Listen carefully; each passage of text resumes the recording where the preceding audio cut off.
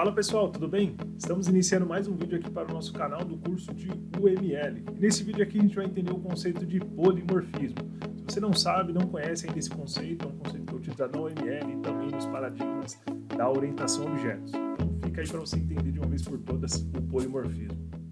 Então bora lá para os slides, para a gente conseguir entender primeiro esse conceito e depois ver uma aplicação prática do conceito de polimorfismo. Combinado?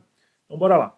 Bom, primeiro aqui, já estou aqui com o slide aberto, Introdução à Engenharia de Software, e aqui a gente já tem aqui o tema da aula, né, que é o polimorfismo, e agora a gente vai entender primeiro o sentido da palavra. Né? Se a gente pega então a palavra polimorfismo, a gente quebra ela, no caso aqui eu quebrei a palavra polimorfo, que é a origem dela mesma, então a gente tem poli, que quer dizer forma, e a gente tem o morfo, que quer dizer formas. Então, sempre que a gente estiver falando de polimorfismo, tudo se resulta em múltiplas formas. Então é quando a gente fala que todos os objetos que a gente quer dizer que eles são polimorfos, ou eles se aplicam no conceito de polimorfismo, é que esse objeto ele vai ter formas diferentes, por uma necessidade, ou até mesmo porque ele funciona dessa forma. Então sempre que a gente estiver falando de polimorfismo, é porque ele realmente ele tem essa necessidade. Então o sentido da palavra polimorfo quer dizer isso. Se a gente trazer o conceito do polimorfismo um pouco mais agora, entrando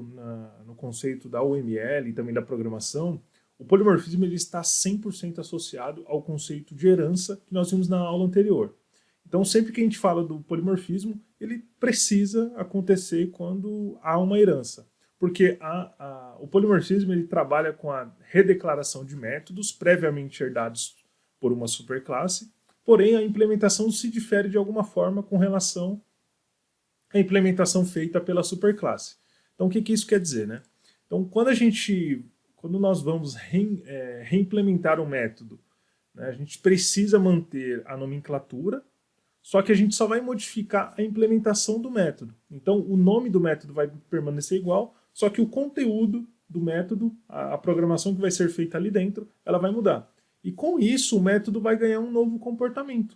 Mas o objeto que vai ser gerado vai continuar sendo o mesmo. Beleza? Uma coisa que eu gosto sempre de usar quando eu estou falando sobre polimorfismo é o camaleão. O camaleão ele é um animal e quando ele está em uma situação de perigo, ele assume comportamentos diferentes. Uma das coisas que ele costuma fazer é mudar o tom da tua pele. Ele identifica a cor mais próxima do ambiente. Então aqui, por exemplo, ele tem um camaleão que ele está em um galho, então a cor dele ela foi ficando mais atrelada à cor desse galho. Um marrom, um meio que cinza, dependendo da forma que você olha. Se você olhar o outro, por exemplo, ele está em um ambiente que ele é predominante verde, então ele entendeu que é o quê? Ele ficou totalmente com a cor verde. Então essa é a ideia, mas ele mudou a cor dele, mas ele continua tendo ali ele continua sendo um camaleão. Ele não deixou de ser um camaleão. A única coisa é que o comportamento dele foi mudando de acordo com a necessidade. Então é esse que é o principal ponto do polimorfismo. Então é sempre essa mudança, esse comportamento diferente, mas o objeto sempre permanecendo o mesmo. Agora a gente olhando aqui um exemplo de polimorfismo atrelado ao ML, a gente tem aqui uma superclasse, né, uma superclasse que a gente chamou ela a classe comum, e essa classe comum ela possui um atributo, que ele é chamado de saldo, que ele é do tipo do double, e a gente tem um método que se chama sac, que ele retorna void. E aqui nós temos duas classes filhas, que uma é conta especial e a outra é a conta poupança.